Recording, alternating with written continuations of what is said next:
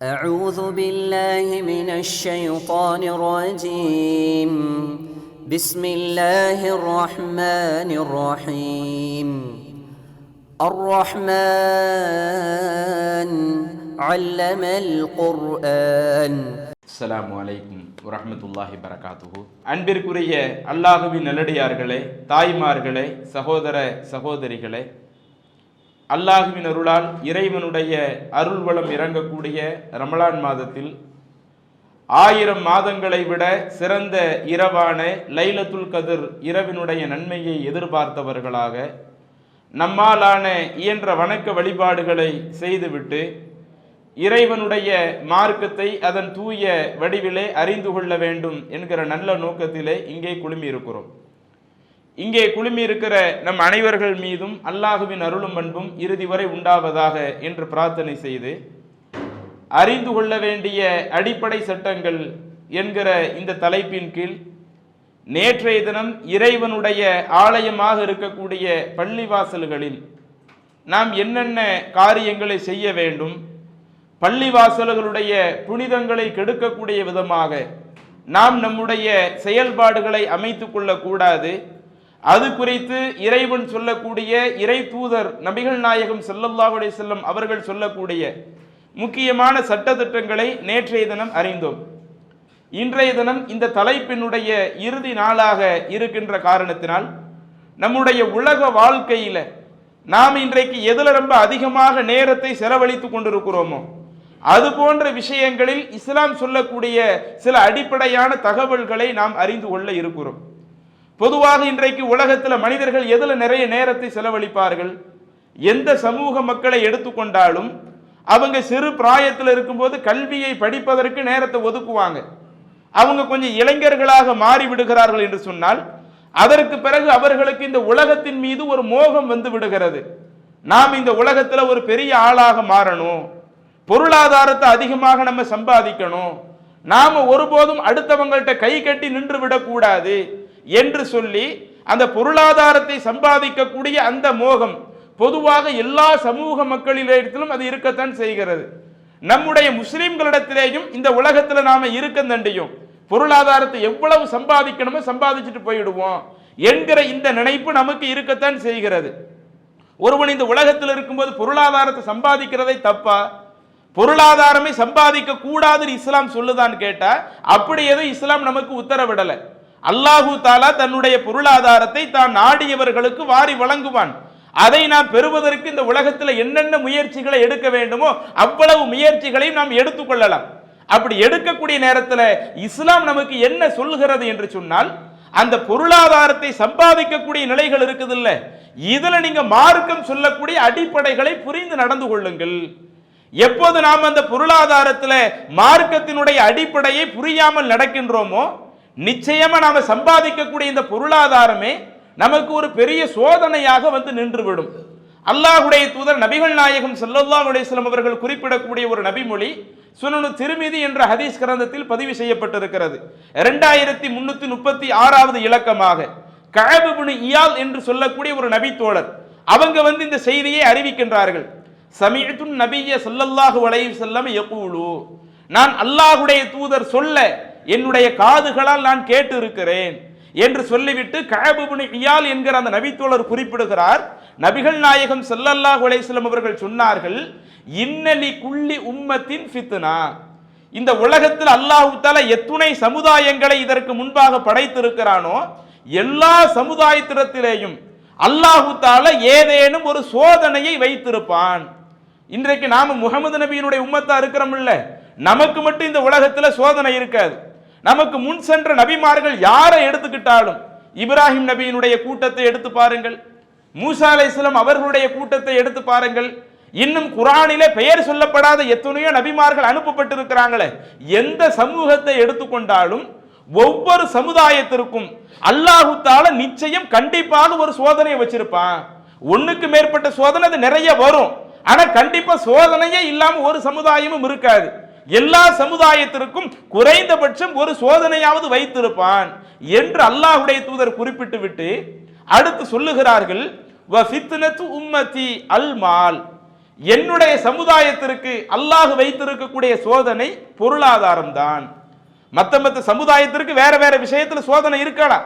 இந்த முகமது நபியினுடைய கூட்டத்திற்கு அல்லாஹ் தஆலா எதை சோதனையாக வைத்திருக்கிறானாம்?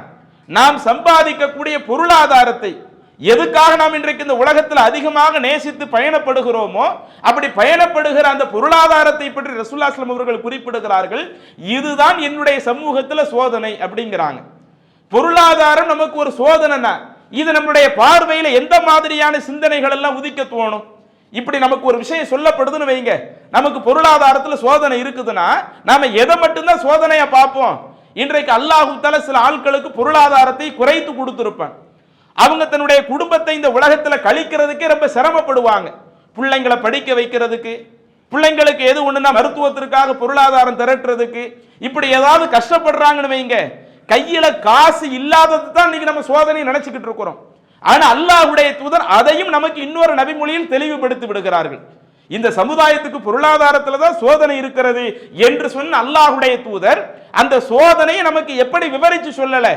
நம்ம கையில எந்த காசையுமே கொடுக்காம, நாம கையில காசு இல்லாம பஞ்சத்தில் அடிபட்டவங்களாக, சாப்பாட்டுக்கு வழி இல்லாம, உடுத்துறதுக்கு ஆடைக்கு வழி இல்லாம இப்படி கஷ்டப்படக்கூடிய நிலை நமக்கு வந்துரும்.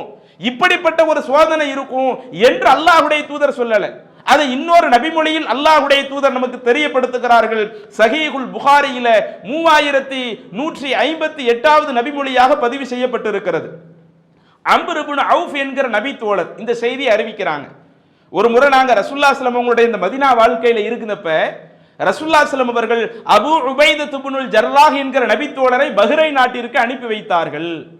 அப்படி பஹ்ரைன் நாட்டிற்கு அனுப்பி வைத்து அங்க இருந்து ஜகாத்தை வசூல் செய்து அதை மதீனாவிற்கு கொண்டு வரக்கூடிய ஒரு பொறுப்பை அபூ உபைதா என்கிற அந்த நபி தோழருக்கு ரசூலுல்லாஹி ஸல்லல்லாஹு அலைஹி வஸல்லம் கொடுத்திருந்தாங்க.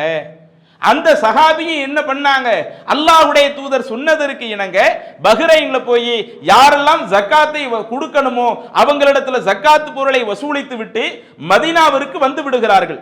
இப்படி மதீனாவிற்கு வந்த தகவல் மதீனாவில் இருக்கக்கூடிய அந்த சஹாபாக்களுக்கு கிடைக்கிறது. நீங்க ஹதீஸ்ல பார்க்கலாம், ஃபஸமிஅத்தில் அன்சாரு பி குதூமி அபி உபைதா, அபூ உபைதா நிறைய ஜக்காத் பொருட்களோடு மதீனாவிற்கு வந்து விட்டார் என்ற இந்த தகவல் மதீனாவில் இருக்கக்கூடிய அந்த அன்சாரி தோழர்களுக்கெல்லாம் கிடைக்கிறது. அப்படி கிடைத்தவுடனே என்ன செய்கிறார்கள்? ஃபவாஃபத் ஸலாத்த சுப்ஹி மஅன் நபி ஸல்லல்லாஹு அலைஹி வஸல்லம், பள்ளிவாசல்ல ஃபஜ்ர் தொழுகை நடக்குது. ஃபஜ்ர் தொழுகையில் அதிகமான நபர்கள் கலந்து கொள்கிறார்கள். ரசூலுல்லாஹி ஸல்லல்லாஹு அலைஹி வஸல்லம் ஃபலம்மா ஸல்லா பிஹிமில் ஃபஜ்ர், அந்த மக்களுக்கு ஃபஜ்ர் தொழுகையை அல்லாஹ்வுடைய தூதர் நடத்தி முடித்து விடுகிறார்கள்.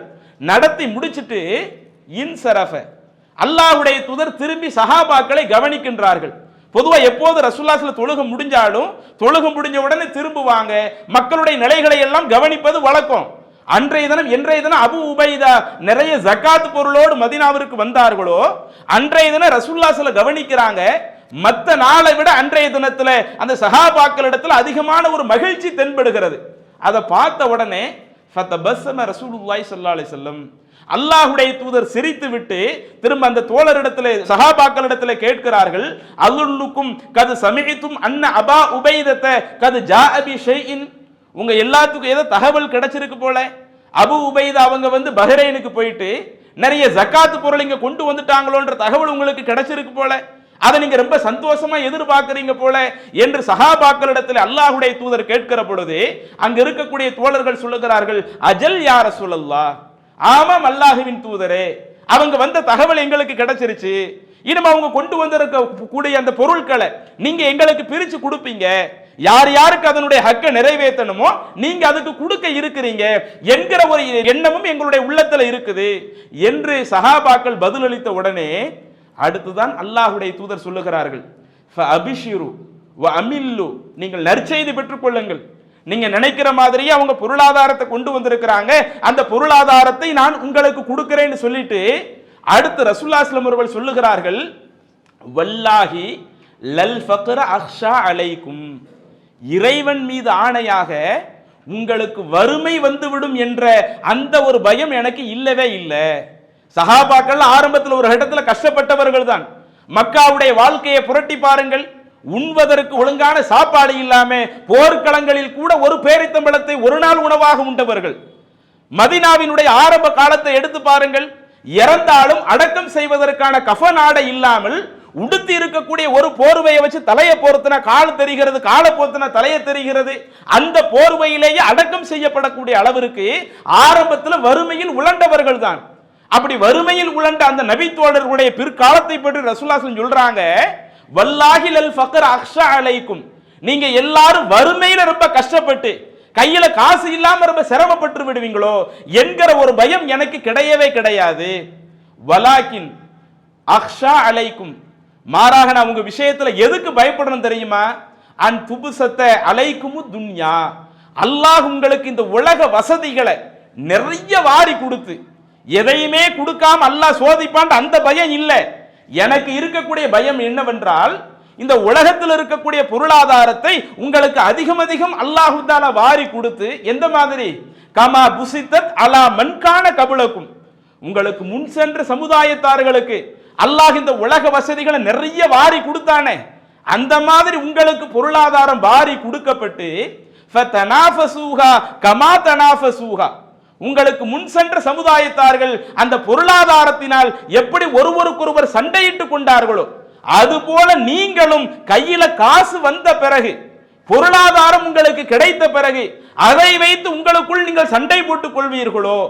அடுத்து இன்னும் சொல்லுகிறார்கள், புகழிக்கவும் கமா அகலக்கத்துகும், உங்களுக்கு முன் சென்ற சமுதாயத்தாரை அவங்களுக்கு அல்லாஹ் நிறைய பொருளாதாரத்தை கொடுத்தது அது எப்படி அவர்களை அழிவு பாதையை நோக்கி கொண்டு போய் தள்ளிச்சோ, உங்களை இந்த பொருளாதாரம் அழிவு பாதையை நோக்கி கொண்டு போய் தள்ளிரும்னு தான் பயப்படுறேன்.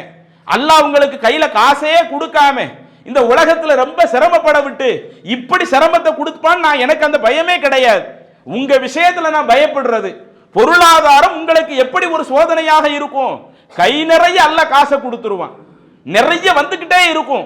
அப்படி வரக்கூடிய வழிகளில் வரும் பொழுது அதற்கடுத்து நீங்க நடந்து கொள்ளக்கூடிய நிலைகள் இருக்குது, அதன் மூலம் உங்களுக்கு சோதனை வந்துருமோ, இந்த சோதனையை நீங்க சரியாக எதிர்கொள்ள மாட்டீர்களோ என்றுதான் உங்கள் விஷயத்தில் நான் பயப்படுகிறேன் என்று அல்லாஹ்வுடைய தூதர் சொல்லுகிறார்களே.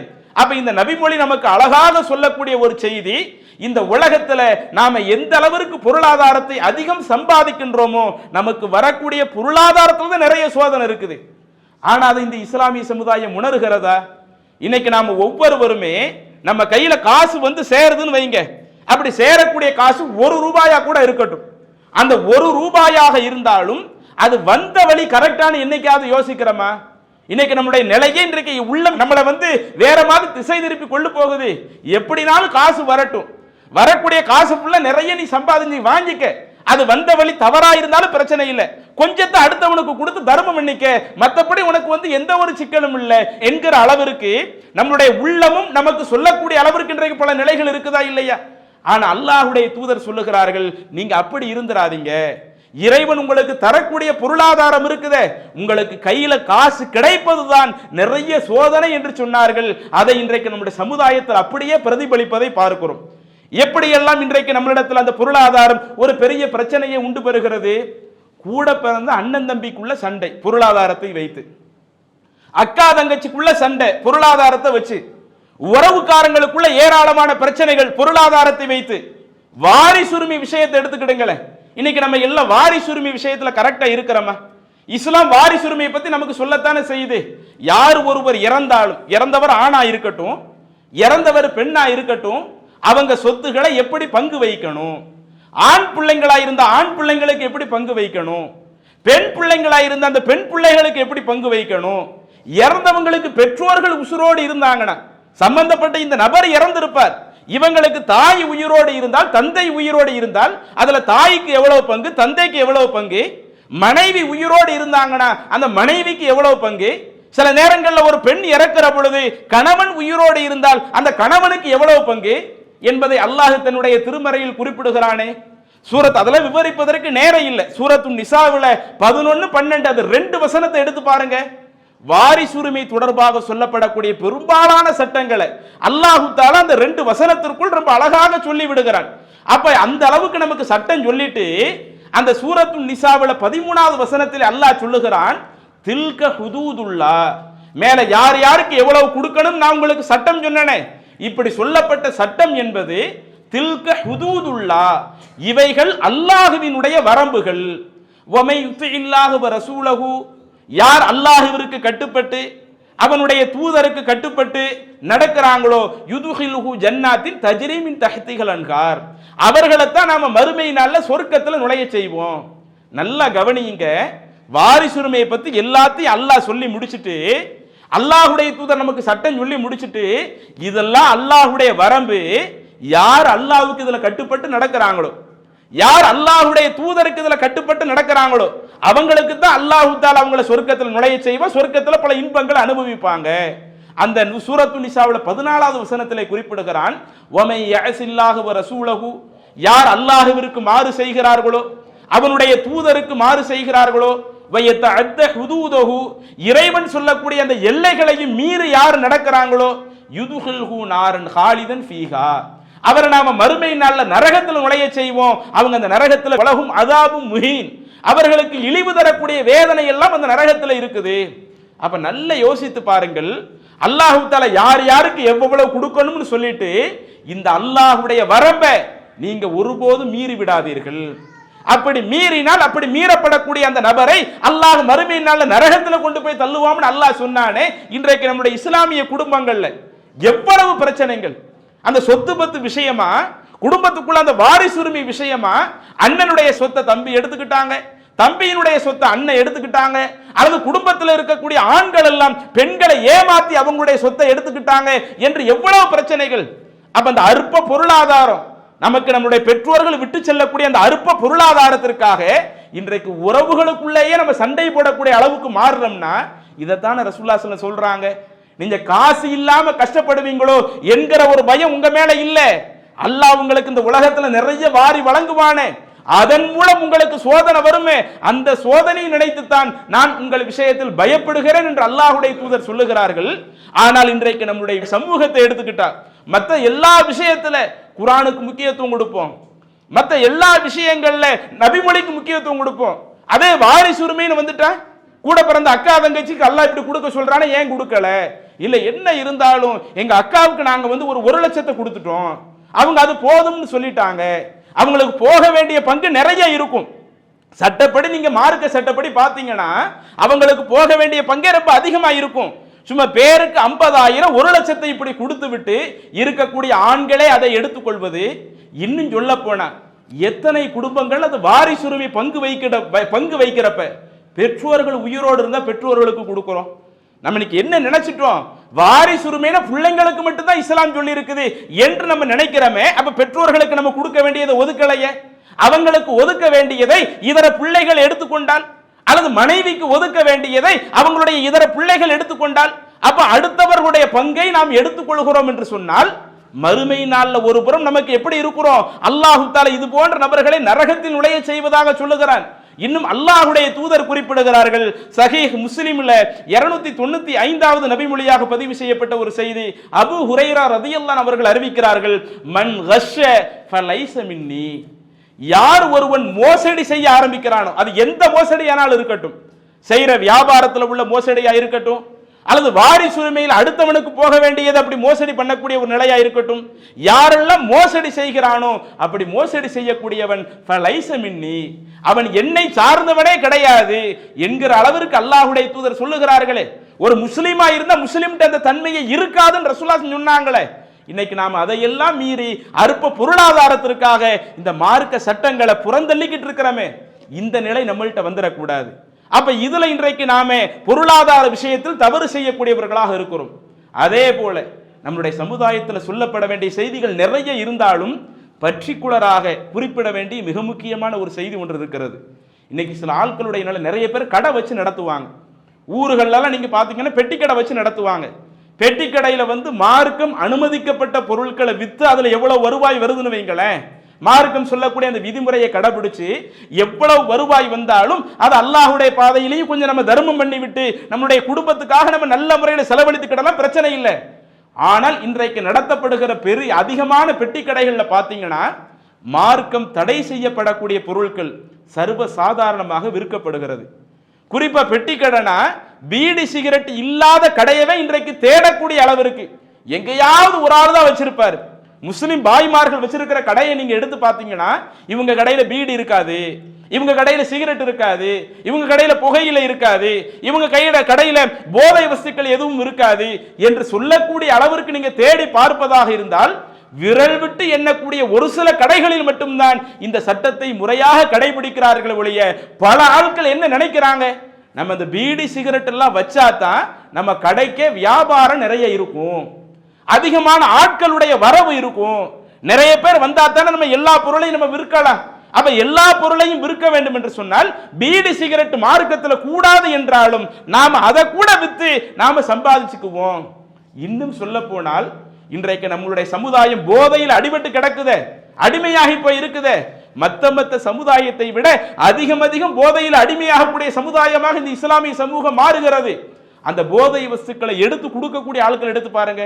கஞ்சா போன்ற பொருட்களை கூட சில நேரங்களில் விற்கக்கூடியவர்கள் பிடிபடுகிறார்கள். அப்படி பிடிபடக்கூடிய ஆட்கள்ல முஸ்லிம் பெயர் தாங்கியும் உள்ள இருக்கிறார் என்று சொன்னால் அப்ப நம்ம என்ன இஸ்லாத்தை கடைபிடிக்கிறோம்? நான் கஞ்சாவை வித்தா எனக்கு காசு வருதா? காசு வந்தா போதும்.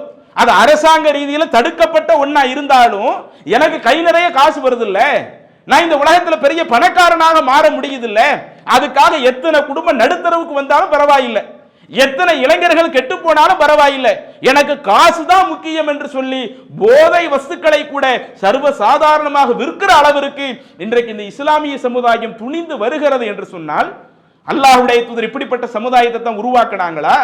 இது குறித்து அல்லாஹ்வின் தூதருடைய போதனை என்ன? சுனன் அபீ தாவூத் என்கிற ஹதீஸ் கிரந்தத்தில் பதிவு செய்யப்பட்ட ஒரு நபிமொழி 3676வது ஹதீஸாக பதிவு செய்யப்படுகிறது. அபு அல்கமா என்று சொல்லக்கூடிய ஒரு தாபியும் அப்துர் ரஹ்மான் என்கிற ஒரு தாபி, இந்த இரண்டு தாபிகள் அறிவிக்கிறார்கள். ஒரு முறை எங்களுக்கு இப்னு உமர் பயான் செய்தார்கள். அல்லாஹ்வின் தூதரிடத்தில் கேட்ட ஒரு பிரச்சாரத்தை இப்னு உமர் ரலியல்லாஹு அன்ஹு எங்களுக்கு சொன்னாங்க அப்படின்னு இந்த இரண்டு தாபிகள் அறிவிக்கிறாங்க. ரசூலுல்லாஹ் ஸல்லல்லாஹு என்ன சொன்னாங்களா? நல்லா கவனிங்க. லஅனல்லாஹுல் ஹம்ர, அல்லாஹ் தஆலா சபிக்கிற விஷயத்தை எல்லாம் ரசூலுல்லாஹி ஸல்லல்லாஹு அவர்கள் சொல்லுகிறார்கள். இறைவன் மதுவை சபித்து விட்டான். வ ஷாரிபஹா, யார் அந்த மதுவை குடிக்கிறாங்களோ குடிக்கிற ஆளையும் அல்லாஹ் தஆலா சபித்து விட்டான். வ சாக்கியஹா, யார் அந்த மதுவை ஊத்தி கொடுக்கிறாங்களோ ஊத்தி கொடுக்கக்கூடிய நபரையும் அல்லாஹ் சபித்து விட்டான். வ பாஇயஹா, யார் அந்த மதுவை விற்கிறாங்களோ வ முபதாஅஹா, அந்த மதுவை யார் வாங்குறாங்களோ வ ஆசிரஹா, அந்த மதுவை யார் தயாரித்து கொடுக்கிறாங்களோ வ முஅத்தசிரஹா, அந்த மது யாருக்காக தயாரித்து கொடுக்கப்படுகிறதோ வ ஹாமிலஹா, அந்த போதை வஸ்தை யார் சுமந்து செல்கிறார்களோ வல் மஹ்மூலத்தை இலைஹி, யாருக்காக அந்த போதை வஸ்து சுமந்து செல்லப்படுதோ அத்துணை நபர்களையும் அல்லாஹ் சபிக்கிறார். இந்த போதை விஷயமா இருக்கிற விஷயங்கள் இருக்குது இல்ல, மார்க்கத்தில் எத்தனையோ பல தீமைகள் இருக்கிறது. மற்ற தீமைக்கும் இதற்கும் இஸ்லாம் என்ன வித்தியாசப்படுத்துது? இந்த போதையில ஒரு சமுதாயம் போய் விழுந்துச்சுன்னு சொன்னா, ஒரு மனிதன் போதையில போய் விழுந்தான் என்று சொன்னால் அவனுடைய ஒட்டுமொத்த குடும்பமும் நடுத்தருவுக்கு வர வேண்டியதுதான். ஒரு சமுதாயமே இந்த போதைக்கு அடிமையாகச்சுன்னு சொன்னா அந்த ஒட்டுமொத்த சமுதாயத்தினுடைய எதிர்காலமே அது பாழாக போக வேண்டியதுதான். அப்ப அவ்வளவு விஷயத்தை கவனித்து யார் இது போன்ற காரியத்தை செஞ்சிடாதீங்க, இதுல எனக்கு காசு கிடைக்குதுன்னு விற்கிற ஆளா போயிடாதீங்க, வாங்குற ஆளா போயிடாதீங்க, அடுத்தவங்களுக்கு இது போன்ற பொருட்களை கொண்டு போய் கொடுக்கிற ஆளா போயிடாதீங்க. இது போன்ற விஷயங்கள் எல்லாம் அது உங்களுடைய அந்த இறைவனுடைய சாபத்தை பெற்றுத்தரக்கூடியதாக இருக்கும் என்ற அளவிற்கு அல்லாஹ்வுடைய தூதர் நமக்கு சொல்லி இருந்தும் இன்னைக்கு நாம் அதை முறையாக கேட்டு இருந்தோம்னா நம்ம கடையில பீடியை வச்சு விற்போமா, அதுல எனக்கு லாபம் நிறைய கிடைக்குதுன்னு சொல்லி பீடி சிகரெட் போன்ற பொருட்களை நம்ம கடையில சேல்ஸ் பண்ணுவோமா? அப்ப இது போன்ற எவ்வளவு போதை வஸ்துக்கள் மனிதனை வழிகெடுக்கக்கூடிய அவ்வளவு விஷயங்களையும் எனக்கு காசுக்காக நான் செஞ்சா போதும். என் குடும்பத்தில் யாராவது ஒரு ஆள் கேட்டா அவங்களுக்கு கொடுக்க மாட்டேன். என் குடும்பத்தில் உள்ள சின்ன பையன் எனக்கு பீடி பிடிச்சு கொடுங்க, சிகரெட் பிடிச்சு கொடுங்கன்னா என் குடும்பத்தில் உள்ளவன் கெட்டு போயிடக்கூடாது. அடுத்தவங்க குடும்பம் எப்படியும் போகட்டும், அடுத்தவங்க கூட எப்படியும் போனாலும் எனக்கு கையில காசு கிடைக்குது என்ற அந்த அற்ப பொருளாதாரத்திற்காக இது போன்ற மார்க்க வரம்புகளை மீறுறமே. அப்ப இந்த சட்டங்களை எல்லாம் நாம் நம்முடைய மனதிலே பதிய வைக்க வேண்டும். அப்ப இதுவெல்லாம் நமக்கு என்ன தகவலை சொல்லுகிறது? இந்த உலகத்தில் அல்லாஹ் நமக்கு வைத்திருக்கிற பொருளாதாரம் அது ஒரு பெரிய சோதனையாக இருக்கிறது. அந்த சோதனை எப்படி இருக்கும்? நமக்கு வரக்கூடிய வழிகளிலேயே சோதனைகள் இருக்கும். அப்ப இதிலிருந்து நாம தவிர்த்து கொள்ள வேண்டும். அதே மாதிரி இன்னும் சில நேரங்கள்ல பொருளாதாரத்தில் சில சோதனைகள் இருக்கும். நமக்கு அந்த பொருளாதாரம் வந்த வழி ஹலாலான வழியா இருக்கும், எந்த ஹராமான வழியும் உள்ள கலந்து இருக்காது. நியாயமான முறையில் தான் நாம நம்ம பொருளாதாரத்தை சம்பாதித்திருப்போம்.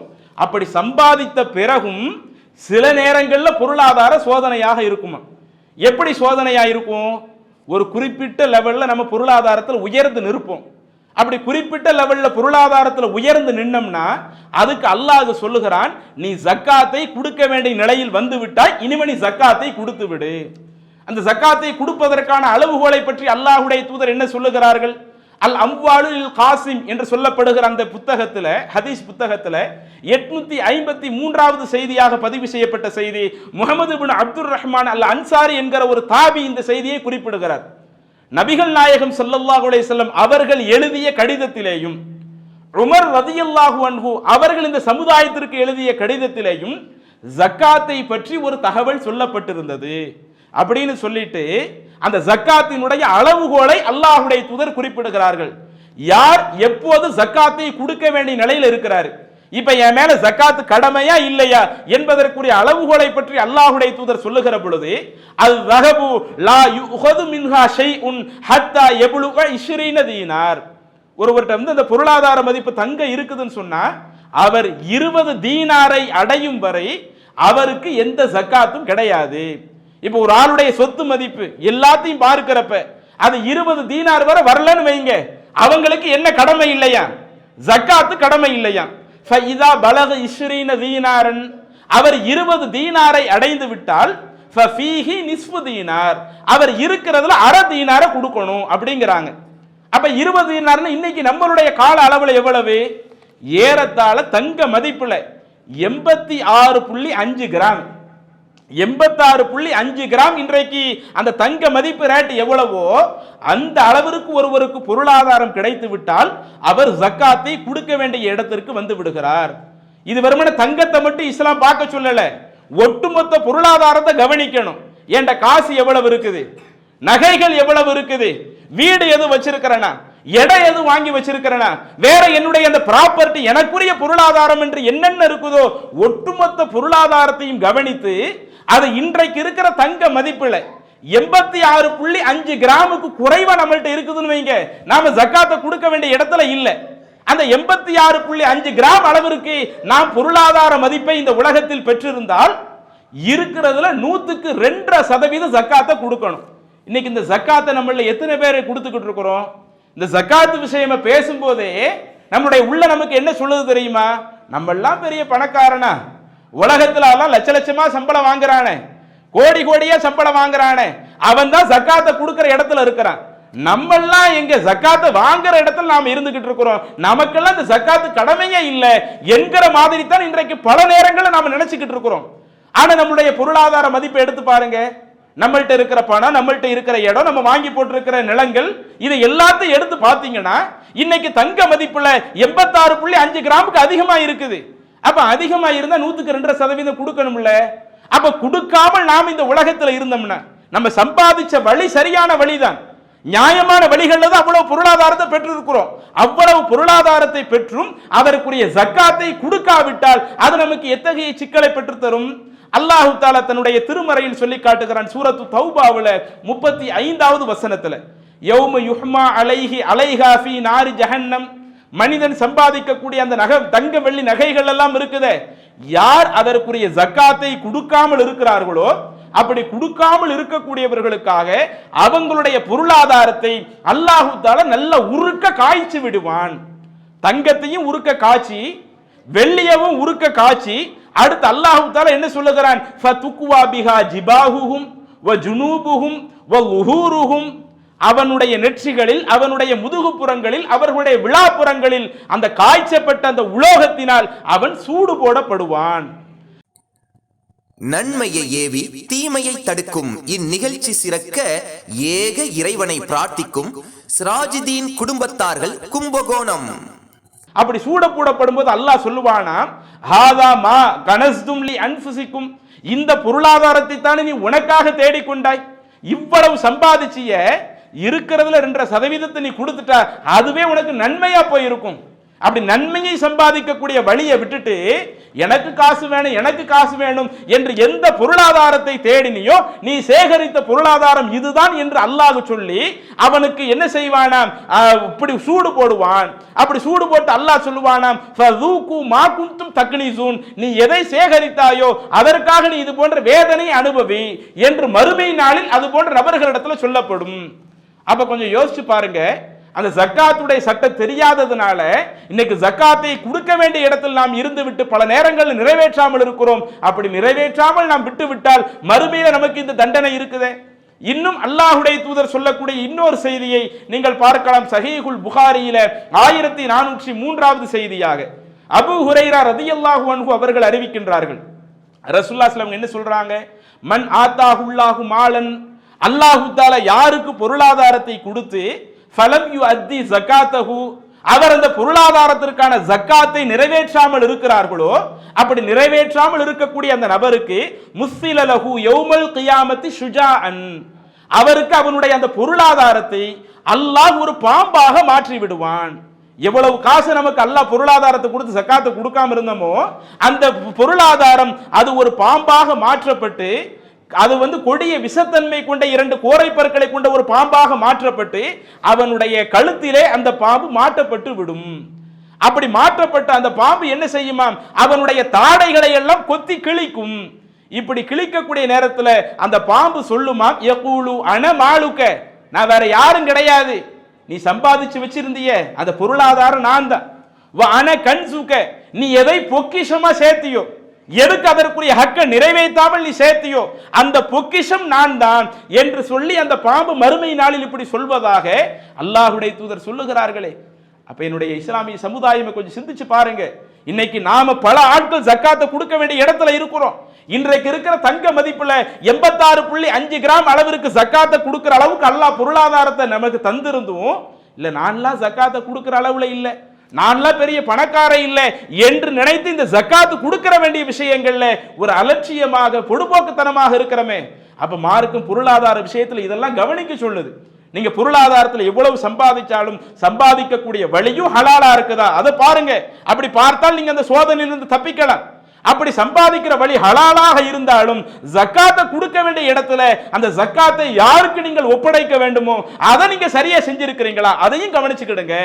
அது ரெண்டுல நம்ம சரியில்லைன்னு வைங்க, நிச்சயம் இந்த பொருளாதாரம் அது ஒரு பெரும் சோதனையாக நமக்கு மாறி அது இந்த உலகத்தில் மட்டுமல்ல மறுமை நாளிலேயும் நாம் அதிகம் சிரமத்தை அனுபவிக்கக்கூடிய ஒரு நிலையை தந்துவிடும். அப்ப இது போன்ற இந்த சட்டங்கள்ல நாம சரியாக நடந்து கொள்ள வேண்டும்.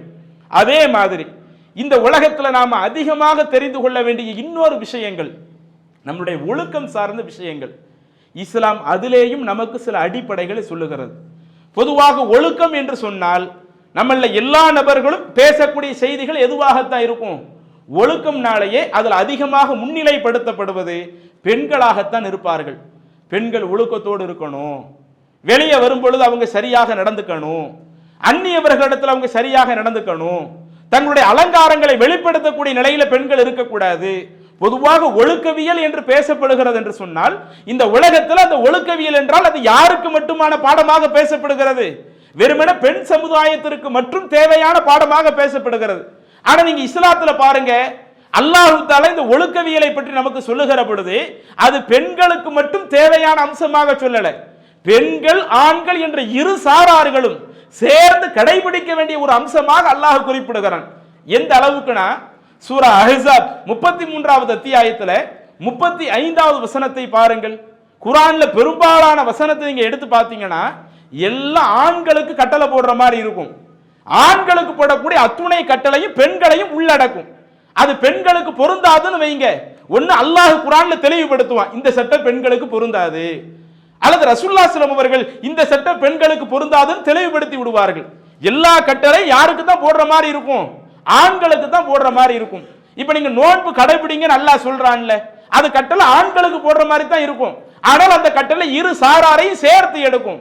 ஆனா அல்லாஹ் சூரா அஹ்ஸாப்ல 33வது அத்தியாயமாக இருக்கக்கூடிய அஹ்ஸாப்ல 35வது வசனத்துல சொல்லும் பொழுது ஆண்களை மட்டும் அல்லாஹ் மென்ஷன் பண்ணாம பெண்களையும் சேர்த்து அல்லாஹ் தஆலா மென்ஷன் பண்ணி எப்படி சொல்லுகிறான், இன்னல் முஸ்லிமீன வல் முஸ்லிமாத், முஸ்லிமாக இருக்கக்கூடிய ஆண்கள் பெண்கள், வல் முஃமினீன வல் முஃமினாத், முக்மினாக இருக்கக்கூடிய ஆண்கள் பெண்கள், வல் காணித்தீன வல் காணித்தாத் கட்டுப்பட்டு நடக்கக்கூடிய ஆண்கள் பெண்கள், வ சாதிகீன வ சாதிகாத் உண்மை பேசுகிற உண்மைப்படுத்துகிற ஆண்கள் பெண்கள், வ சாபிரீன வ சாபிராத் பொறுமை மேற்கொள்ளக்கூடிய ஆண்கள் பெண்கள், வல் ஹாஷிஈன வல் ஹாஷியாத் பணிவோடு நடக்கக்கூடிய ஆண்கள் பெண்கள், வல் முத்தசத்திகீன வல் முத்தசத்திகாத் தர்மம் செய்யக்கூடிய ஆண்கள் பெண்கள், வ ஸாயிமீன நிறைய அல்லாஹ் பட்டியலை சொல்றான். வ ஸாயிமீன வ ஸாயிமாத் நோன்பு நோக்கக்கூடிய ஆண்கள் பெண்கள். அடுத்து அல்லாஹ் சொல்றான் வல் ஹாஃபிலீன ஃபுரூஜஹும் தங்களது கற்பொழுக்கங்களை பேணி பாதுகாக்கக்கூடிய ஆண்கள், வல் ஹாஃபிலாத் தங்களுடைய கற்பொழுக்கங்களை பேணி பாதுகாக்கக்கூடிய பெண்கள், வஸாகிரீன அல்லாஹ கஸீரன் வஸாகிராத் அல்லாஹ்வை அதிகம் அதிகம் நினைக்கக்கூடிய ஆண்கள் பெண்கள். இவ்வளவு சாராரை அல்லாஹ் சொல்லிவிட்டு அஅத்தல்லாஹு லஹும் மக்ஃபிரா அல்லாஹ் தஆலா இவர்களுக்கு மன்னிப்பை தயார்படுத்தியிருக்கிறான், வ அஜ்ரன் அதீமா மகத்தான கூலியையும் அல்லாஹ் வைத்திருக்கிறான். யாருக்கு மன்னிப்பு இருக்குது, மகத்தான கூலி இருக்குதுன்ற ஒரு பட்டியலை அல்லாஹ் சொல்லுகிற பொழுது அதில் அல்லாஹ் தஆலா எதையும் ஒரு அம்சமாக சேர்க்கிறான். ஆண்கள் பெண்கள் பேண வேண்டிய ஒழுங்குமுறைகளையும், அதுவும் மிக முக்கியம். ஒருவன் முஸ்லிமாக இருந்துவிட்டு தொழுகையில கரெக்டாக இருப்பார், நோன்பு வைக்கிறதுல கரெக்டா இருப்பாரு, அதே மாதிரி தான தர்மத்துல கரெக்டா இருப்பாரு, பிற ஆட்களுக்கு உதவக்கூடிய விஷயத்துல கரெக்டா இருப்பாரு, எல்லாம் இருந்துட்டு இந்த ஒழுக்க விஷயத்துல சரியில்லைன்னு வைங்க, அதை இஸ்லாம் குற்றமாகத்தான் பார்க்கிறது. இது ஒரு முஸ்லிம் அப்படி இருக்கக்கூடாது. ஒரு முஸ்லிம் அனைத்து அடிப்படைகளிலேயும் சரியாக இருக்க வேண்டும் என்று சொல்லி ஒழுக்கம் சார்ந்த சில அடிப்படைகளையும் மார்க்கம் நமக்கு கற்றுத் தருகிறது. இன்னும் அல்லாஹ்வுடைய தூதரை நமக்கு சொல்றாங்க, சஹீஹ் முஸ்லிம்ல பதிவு செய்யப்பட்ட ஒரு நபிமொழி, இன்ன துன்யா ஹலிவத்துன் ஹுதுரா இந்த உலக வாழ்க்கை என்பது அது இனிமையானது, பசுமையானது. இந்த உலகத்துல தான் இன்னல்லாஹு முஸ்தக்லிஃபுக்கும் ஃபீஹா ஃபயன்துரு கைஃப தஅலமுன் அல்லாஹ் உங்களை ஒரு ஆளாக வச்சிருக்கிறான். இந்த உலகமே இனிமையா இருக்கும், பசுமையா இருக்கும். அல்லாஹ் அதுல ஒரு ஆளாக உங்களை வச்சிருக்கிறான். எதுக்கு வச்சிருக்கிறான்? ஃபயன்துரு கைஃப தஅலமுன் நீங்கள் ஒவ்வொருவரும் உங்களுடைய உலக வாழ்க்கையை எப்படி அமைச்சுக்கிடுறீங்க என்று உங்களை கவனிப்பதற்காக, உங்களுடைய நிலைகளை கவனித்து கூலி கொடுக்கிறதுக்காகத்தான் ஒரு பசுமையான உலகத்தில் அல்லாஹ் உங்களை வச்சிருக்கிறான், ஒரு இனிமையான உலகத்தில் அல்லாஹ் உங்களை வச்சிருக்கிறான் அப்படின்னு சொல்லிட்டு ரசூலுல்லாஹி ஸல்லல்லாஹு அலைஹி வஸல்லம் அவர்கள் ரெண்டு விஷயத்தை எச்சரித்தார்கள். ஃபத்தகு துன்யா காசுபண விஷயத்திலேயும் நீங்க அல்லாஹ்வை அஞ்சிக்கிடுங்க, வத்தகு நிசா அந்த பெண்கள் ஒழுக்கம் சார்ந்த விஷயங்களிலேயும் நீங்கள் அல்லாஹ்வை அஞ்சிக் கொள்ளுங்கள் என்று அல்லாஹ்வுடைய தூதரும் பொருளாதாரம் ஒழுக்கம் என்கிற அந்த இரண்டு விஷயம் இந்த முஸ்லிம்கள் அவசியம் கடைபிடிக்க வேண்டிய ஒரு விஷயமாக குறிப்பிட்டார்களே. இன்றைக்கு அந்த ஒழுக்கவியல் எப்படி இருக்கிறது? ஆண்களிடத்துல எப்படி இருக்கிறது? அல்லாஹ் தஆலா நமக்கு எப்படிப்பட்ட சட்டம் எல்லாம் சொல்லுகிறான்?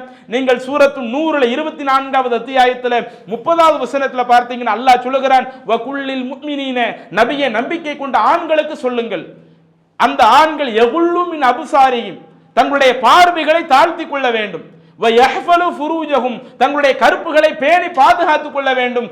இதுதான் அந்த ஆண்களுக்கு ஏற்றது. ஒரு ஆணுக்கு ஏற்ற ஒரு காரியம்னா பார்வையை தாழ்த்துறது, கற்பொழுக்கத்தை பேணி பாதுகாக்கிறது, இது ஒரு ஆணுக்கு ஏற்றது என்று ஆண்களுக்கு இந்த ஒரு ஒழுங்குமுறையை சொல்லி கொடுக்கிறானே அல்லாஹ். இன்னும் நபிகள் நாயகம் ஸல்லல்லாஹு அலைஹி வஸல்லம் அவர்களை எடுத்துக்கொண்டால் இதை ஒருபடி மேல நமக்கு எந்த அளவுக்கு தெரியப்படுத்துறாங்க. சஹீஹுல் புகாரியில 2465வது நபிமொழியாக பதிவு செய்யப்பட்ட ஒரு செய்தி, அபூ சயீத் அல் குத்ரி ரலியல்லாஹு அன்ஹு அவங்க இந்த நபிமொழியை அறிவிக்கிறாங்க. அல்லாஹ்வுடைய தூதர் சொல்றாங்க, ஈயாக்கும் வ ஜுலுஸ அல துருகாத் பாதைகள்ல நீங்க அமர்வதை விட்டும் நான் உங்களை எச்சரிக்கிறேன். ஆனா இன்னைக்கு நம்ம ஆட்கள் செய்யறதே அதுதான். பாதங்கிறது போக்குவரத்துக்காக இருக்கணும். இந்த ரமலான் காலத்துல நீங்க பாருங்களேன், பெரும்பாலும் சென்னையில நாம இந்த விஷயத்தை அதிகமா பார்க்க முடியல. சென்னையை தாண்டி இதர ஊர்களில் பார்த்தீங்கன்னா நிறைய இளைஞர்கள் பள்ளிவாசல்ல தொழுகை நடந்துகிட்டு இருக்கும், பள்ளிவாசலுக்கு வரமாட்டான். பள்ளிவாசலுக்கு வெளியே பைக்கை விட்டுட்டு பைக்கில் ஹாயா சாஞ்சு உட்கார்ந்துக்கிட்டு போக வரக்கூடிய ஆட்களுக்கு இடைஞ்சல் அளிக்கக்கூடிய விதமாக தொழுக முடியந்தண்டி அங்கேயே தான் நிற்பான். சரி, ஏதோ இந்த பரீட்சை காலமா இருக்குது, படிக்க போறான், அதனால பள்ளிவாசலுக்கு வரல என்று பார்த்தா அப்படி இருக்காது. அவன் வீட்டை விட்டு வெளியே தான் வருவான், பள்ளிவாசலுக்கு வெளியே நிற்பான், பைக்கை விட்டு பைக்கில் ஹாயா சாஞ்சி உட்கார்ந்துட்டு போனை வச்சு பார்த்துக்கிட்டு முழுக்க அவ்வளவு நேரத்தை அங்கேயே கழிச்சு போக வரக்கூடிய ஆட்களுக்கு இடைஞ்சல் அளிக்கக்கூடிய எத்தனை இளைஞர்களை பார்க்க முடியுது. இன்னும் அதே போல இந்த ஒற்றைப்படை இரவு இருக்குதா இல்லையா? இந்த ஒற்றைப்படை இரவுனா லைலத்துல் கதிர் இரவை தேடக்கூடியது. ரசூலுல்லாஹ் சொல்றாங்கல்ல, 1000 மாதங்களை விட சிறந்த இரவு இந்த ரமலான்ல கடைசி 10ல இருக்குது, அதுல குறிப்பா ஒற்றைப்படையில இருக்குது. அப்ப லைலத்துல் கதிர் இரவை தேட சொன்னா நம்ம ஆட்கள் ஊர் ஊரா தேடிக்கிட்டு இருப்பான், எங்க டீ கடை இருக்குது, நைட்டு 3 மணிக்கு எந்த டீ கடையில போய் குடிக்கலாம். இன்னும் சொல்லப்போனா பல இடங்கள்ல பைக் ரேஸ் வச்சு அதுல சில ஆட்கள் விழுந்து மரணிக்கக்கூடிய சம்பவங்களும் கடந்த காலத்தில் நிறைய நடந்திருக்குது. ஒற்றைப்படை இரவுகளை இபாதத் செய்ய வேண்டிய இடத்துல இருக்கக்கூடியவன் 1000 மாதங்களை விட அதிகமான நன்மையை பெறக்கூடியவன் நைட்டு தூங்கவும் மாடுக்கிறான். முழுக்க முழுக்க ஊர் ஊரா சுத்தி பைக்ல போகிற பொழுது சாகசம் செய்கிறோம் என்ற பெயர்ல கீழே விழுந்து எத்தனை பேர் இறந்து போன சம்பவங்களை கடந்த காலத்துல பார்த்திருக்கிறோம். அப்ப இதுல அவங்க இறந்து போறது ஒண்ணு, அடுத்தவங்களுக்கு இடைஞ்சலை ஏற்படுத்தி வரக்கூடிய ஆட்களுக்கு சிரமத்தை தந்தவங்க எத்தனை பேரு. அப்ப இந்த மாதிரி தான் இன்னைக்கு நம்ம ரமலான் நேரத்தில் நடந்துகிட்டு இருக்கிறோம். ஆனா அல்லாஹ்வுடைய தூதர் சொல்லுகிறார்கள், ஈயாக்கும் வல் ஜுலூஸ அல துருகாத், பாதைகள்ல நீங்க அமருவதை விட்டும் நான் உங்களை எச்சரிக்கிறேன் என்று அல்லாஹ்வுடைய தூதர் ஆண்களுக்கு சொல்லுகிறார்கள். அப்ப சஹாபாக்கள் கேட்கிறாங்க, அல்லாஹுவின் தூதரே, மாலனா புத்துன், எங்களுக்கு வேற வழியே இல்லையே, இன்னமா ஹிய மஜாலிசுனா, நாங்க பாதையில தான் நின்று பேச முடியும், எங்களுடைய வீடுகளை பார்த்தால் பெரிய அளவுல வீடுகள் இல்லை, நண்பர்கள்லாம் வர்றாங்கன்னு சொன்னா சரி வீட்டுல வந்து அவங்கள ஒரு இடத்துல உட்கார வச்சு அவங்கள பேசி அனுப்பக்கூடிய அளவுக்கு எங்களுடைய வீடுகள்ல வசதி இல்லை. நாங்க எங்களுடைய நட்பு வட்டத்தில் உட்கார்ந்து பேசுறதா இருந்தா, ஏதேனும் முக்கியமான தகவல்களை நாங்க எங்களுக்குள் பரிமாறிக் கொள்வதாக இருந்தால் பாதையை தவிர்த்து எங்களால வேற இடத்துல நிக்க முடியலையே, எங்களால வேற இடத்துல நின்று பேச முடிகிறது இல்லையே என்று அல்லாஹுவின் தூதரிடத்தில் சொல்லுகிற பொழுது அல்லாஹுடைய தூதர் சொல்லுகிறார்கள், அப்படியானால் உங்களுக்கு உட்கார்ந்து பேசுறதுக்கு வேற இடமே இல்லை, பாதையில தான் நீங்க நின்று பேசக்கூடிய ஒரு நிலை வருகிறது என்கிற ஒரு நிலை இருந்தால் அந்த பாதைக்கு நீங்கள் கொடுக்க வேண்டிய உரிமையை கொடுத்து விடுங்கள் அப்படின்னு ரசூலுல்லாஹ் சொல்றாங்க. பாதைக்கு கொடுக்க வேண்டிய உரிமை என்ன, அதை சஹாபாக்கள் கேட்கிறாங்க. வமா ஹக்கு தரீக், அல்லாஹ்வுடைய தூதர் அந்த பாதைக்கு நாங்கள் தர வேண்டிய உரிமைனா என்ன? முதலாவது விஷயம் ரசூலுல்லாஹ் சொல்றாங்க, கல்லுல் பஸர், நீ ரோட்ல நிக்கிறப்ப பல ஆட்கள் வந்து போகக்கூடிய ஒரு இடம், அதுல முஸ்லிமான ஆட்கள் வருவாங்க, முஸ்லிம் அல்லாத ஆட்கள் வருவாங்க, பல ஆட்கள் வந்து போகக்கூடிய ஒரு இடம், நீ உன்னுடைய பார்வையை முதல்ல ஒழுக்கத்துக்கு தான் முக்கியத்துவம் கொடுக்கறாங்க. ரோட்ல தான் நின்று பேசணுங்கிற ஒரு தேவை வருதா, முதல்ல நீ அங்க செய்ய வேண்டியது உன்னுடைய பார்வையை தாழ்த்து. வகஃபுல் அதா, அங்கு சோதரத்தை ஏதாவது தொல்லை அளிக்கக்கூடிய பொருள் இருந்தா அதை எடுத்து ஓரமா போடு. ஆனா இன்னைக்கு நம்மால என்ன பண்றான், ஓரமா ஏதாவது ஒரு ஆணி கிடந்தாலும் அதை நடு ரோட்ல எடுத்து போட்டு எத்தனை பைக்கினுடைய டயர் அது பஞ்சர் ஆக்குது உட்கார்ந்து எண்ணிக்கிட்டு இருப்பான். அப்படி அடுத்தவனுக்கு தொல்லை அளிக்கக்கூடிய ஆள இன்னைக்கு நம்ம ஆட்கள் இருந்துகிட்டு இருக்கிறான். ஆனா ரசூலுல்லாஹ் என்ன சொல்றாங்க, நீங்க பாதையில தான் நின்று இது போன்ற விஷயங்களை பேசணும்னா உன்னுடைய பார்வையை தாழ்த்து ஒழுக்கத்துல கரெக்டா இரு. போக வரக்கூடிய ஆட்களுக்கு இடைஞ்சலை ஏற்படுத்தக்கூடிய பொருள் எதுவும் கிடந்துச்சுன்னா அதை எடுத்து நீ அப்புறப்படுத்தி விடு. அடுத்து சொல்லுகிறார்கள், ரத்து சலாம், ரோட்ல நீ முஸ்லிமா நின்றுகிட்டு இருக்கிற, உன்னை பார்த்து போக வரக்கூடிய ஆட்கள் சலாம் சொல்லுவாங்க, அப்படி சலாம் சொன்ன நீங்க அவங்களுக்கு பதில் சொல்லுங்க. அம்ரும் பில் மஅரூஃப், நல்ல விஷயத்தை திடீர்னு நாம ஒரு நன்மை ஏவக்கூடிய ஒரு நிலை வரும், அப்படி வந்து நன்மை ஏவுங்க. நஹியுன் அனில் முன்கர், ரோட்ல இருக்கும்போது சில நேரங்களில் சில தீமையை காணக்கூடிய சூழல் வரும், அந்த தீமையை தடுங்க.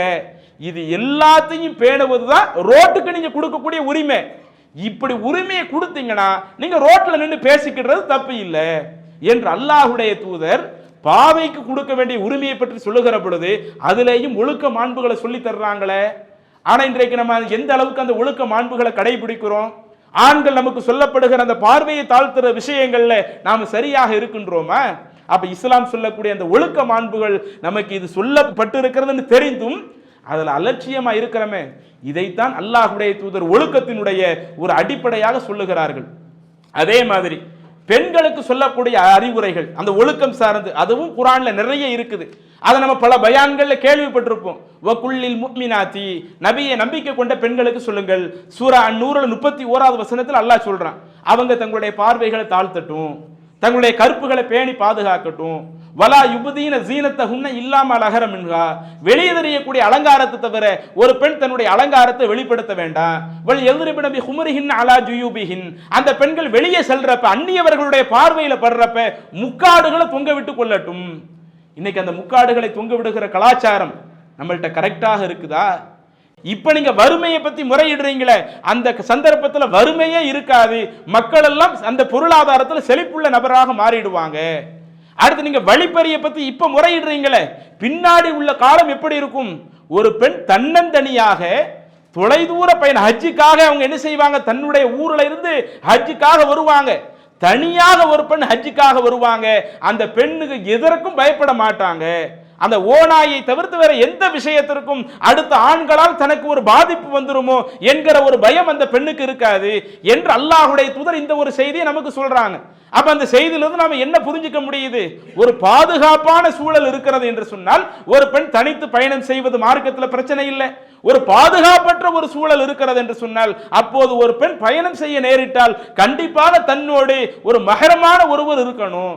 அப்ப இதுவெல்லாம் அனைத்தும் நமக்கு சொல்லப்பட வேண்டிய தேவை என்னவென்றால் இஸ்லாம் அந்த அளவிற்கு ஒழுக்கத்தை நமக்கு போதிக்கிறது. அப்ப அந்த ஒழுக்கம் சார்ந்து நமக்கு என்னென்ன சட்டங்கள் சொல்லப்பட்டு இருக்கிறதோ அதில் நம்மளிடத்தில் சில குறைகள் இருந்தாலும் அந்த அடிப்படை சட்டங்களை நாம் புரிந்து கொண்டு நாம் நம்மளுடைய சட்டங்களை கரெக்டாக பேணி நடக்க வேண்டும்.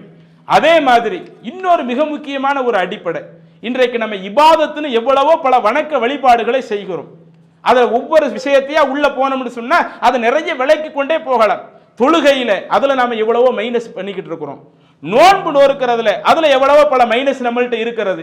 இது போன்று மார்க்கம் சொல்லக்கூடிய எத்தனையோ பல அடிப்படைகள்ல நாம பல தவறுகளை செய்கிறோம். இப்படி ஒரு தவறு நம்மள்ட்ட இருக்குதுன்னா நாம இஸ்லாத்தினுடைய ஒரு பேசிக்க புரியாம இருக்கிறோம். என்ன பேசிக்கு? அல்லாஹ்வுடைய தூதர் சொல்லுகிறார்கள், மன் அமில அமலன் ஃபலைஸ அலைஹி அம்ருனா ஃபஹுவ ரத்துன். இது ஒரு மிக முக்கியமான ஒரு அடிப்படை. இபாதத்துடைய விஷயங்களா இருக்கட்டும், நம்மளுடைய வாழ்க்கையில் அனைத்து விஷயமா இருக்கட்டும், யார் ஒருவர் ஒரு நல்ல காரியத்தை செய்கிறாரோ அவர் செய்யக்கூடிய நல்ல காரியம் எப்படி இருந்து விட்டால் ஃபலைஸ அலைஹி அம்ருனா, அவர் செய்யக்கூடிய நல்ல காரியத்திற்கு என்னுடைய அனுமதி இருக்காது. நான் இப்படி செய்யுங்கன்னு அவங்களுக்கு சொல்லியிருக்க மாட்டேன். நான் செய்யுங்கன்னு சொல்லாத ஒன்றை தனக்கு நன்மை கிடைக்கும் என்று ஒருவர் நினைத்து செய்தாலும் ஃபஹுவரத்துன், அந்த காரியம் ஒட்டுமொத்தமாக நிராகரிக்கப்பட்டு விடும். நாம செய்யக்கூடிய அத்துணை நன்மைகளுக்கும் அல்லாஹ் தஆலா எப்ப கூலியை தருவானா? ஒண்ணு அது அல்லாஹ்வால் குர்ஆன்ல சொல்லப்பட்ட ஒரு விஷயமா இருக்கணும், அல்லது இறைவனுடைய தூதரால் வழிகாட்டப்பட்ட ஒரு விஷயமாக இருக்கணும். இறைவனாலும் இறை தூதராலும் வழிகாட்டப்படாத ஒரு விஷயத்தை தனக்கு நன்மை கிடைக்கும் என்று நினைத்து செய்தால் அந்த காரியம் நிராகரிக்கப்படும். அல்லாஹ்வுடைய தூதர் குறிப்பிடுகிறார்கள்.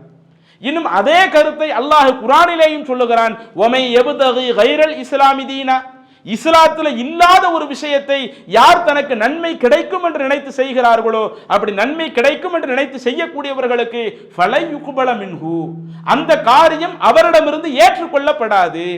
வஹுவஃபில் ஆகிரத்தி மினல் ஹாசிரின், இப்படி மார்க்கத்தில் இல்லாத காரியத்தை செய்யக்கூடியவர்கள் மறுமை நாள்ல நஷ்டவாளியாக இருப்பார்கள்.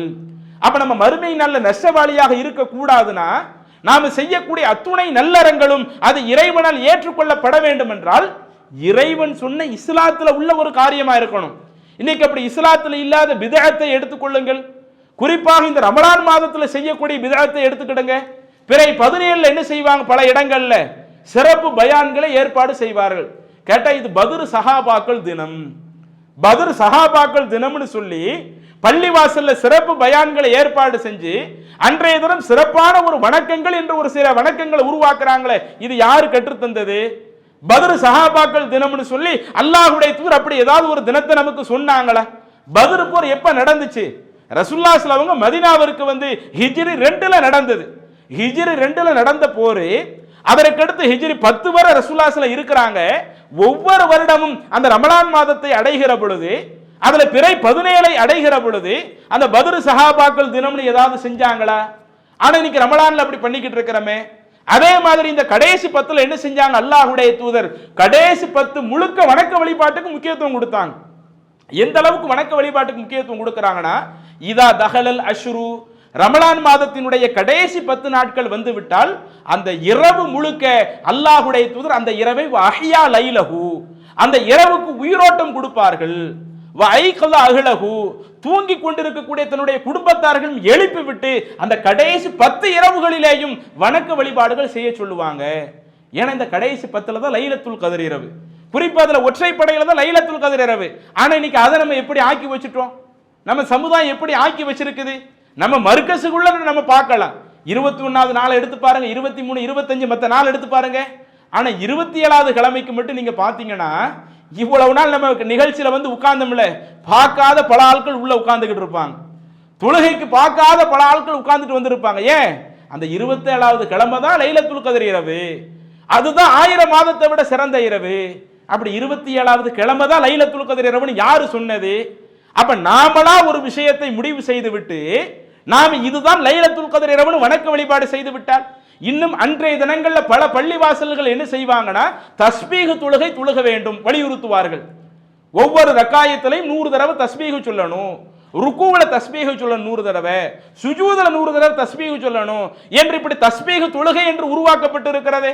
அந்த தஸ்பீஹ் தொழுகை யாரு சொன்னது? யாரு கற்று தந்தது? அல்லாஹ் தஆலா தன்னுடைய திருமறையில தஸ்பீஹ்னு ஏதாவது ஒரு தொழுகையை சொல்லி தர்றானா? இன்னும் அல்லாஹ்வுடைய தூதர் நபி ஸல்லல்லாஹு அலைஹி வஸல்லம் அவர்கள் நமக்கு எத்தனையோ தொழுகையை சொன்னாங்களங்க. ஃபர்லு தொழுகையை பத்தி பேசுறாங்க, அதுக்கு முன்பின் சுன்னத் தொழுகையை பத்தி பேசுறாங்க, பள்ளிவாசலுக்கு வந்த 2 ரக்காய் தொழுங்கன்னு பேசுறாங்க, பெருநாள் தினத்துல தொழுங்கன்னு பேசுறாங்க, மழை வேண்டி தொழுங்கன்னு பேசுறாங்க, கிரகணம் பிடிக்குதா அந்த தொழுகை நிறைவேற்றுங்கன்னு பேசுறாங்க. இப்படி பல்வேறு தொழுகைகளை சொன்ன அல்லாஹ்வுடைய தூதர் தஸ்பீஹ் தொழுகைன்னு எதையுமே நமக்கு கற்றுத்தரலையே. ஆனா இன்னைக்கு நாம என்ன செய்யறோம்?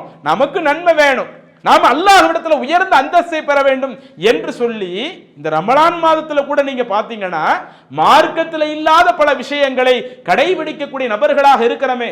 அப்ப இந்த ரமலான் மாதமாக இருந்தாலும் சரி, ரமலான் அல்லாத நாட்களில் செய்யக்கூடிய காரியமாக இருந்தாலும் சரி, நாம் இந்த மார்க்கத்தில் உள்ள எந்த ஒரு காரியத்தை நாம் செய்து அது அல்லாஹ்வால் ஏற்றுக்கொள்ளப்பட வேண்டும் என்றால் அதற்கு நபி ஸல்லல்லாஹு அலைஹி வஸல்லம் அவர்கள் சொல்லக்கூடிய அறிவுரை, நீங்கள் செய்யக்கூடிய அந்த காரியம் நான் சொன்ன ஒரு காரியமாக இருக்கணும், இஸ்லாத்துல சொல்லப்பட்ட ஒரு காரியமாக இருக்கணும். இஸ்லாத்துல சொல்லப்படாத காரியங்களை நீங்களாக புதிதாக உருவாக்கி செய்தால் அந்த காரியங்கள் அனைத்தும் நிராகரிக்கப்படும் என்று சொன்னார்களே. இந்த அடிப்படையை நாம் புரிந்து விட்டால் ஏராளமான பிதஅத்துகளில் இருந்தும் நாம் விலகி வந்துடலாம். இப்படி நம்மளுடைய மார்க்கம் சொல்லக்கூடிய அத்துணை அடிப்படைகளையும் நாம் அதை முறையாக புரிந்து கொண்டு அவை நம்மளுடைய வாழ்க்கையில நடைமுறைப்படுத்துவோம் என்று சொன்னால் இறைவன் எதிர்பார்க்கக்கூடிய ஒரு உண்மையான முஸ்லிம்களாக இந்த உலகத்தில் வாழலாம். மறுமை நாளிலேயும் அல்லாஹ்விடத்தில் அதிகமான கூலியை பெறக்கூடிய நன்மக்களாக மாறலாம். இறைவன் இப்படிப்பட்ட அனைத்து காரியங்களையும் முறையாக கடைபிடிக்கக்கூடிய நன்மக்களாக நம் அனைவரையும் ஆக்கி அருள்வானாக என கூறி நிறைவு செய்கிறேன். வாஹிரு தஅவானா அனில் ஹம்துலில்லாஹி ரப்பில் ஆலமீன். அஸ்ஸலாமு அலைக்கும் வரஹ்மத்துல்லாஹி வபரகாத்துஹு. அல்லாஹு அக்பர், அல்லாஹு அக்பர்.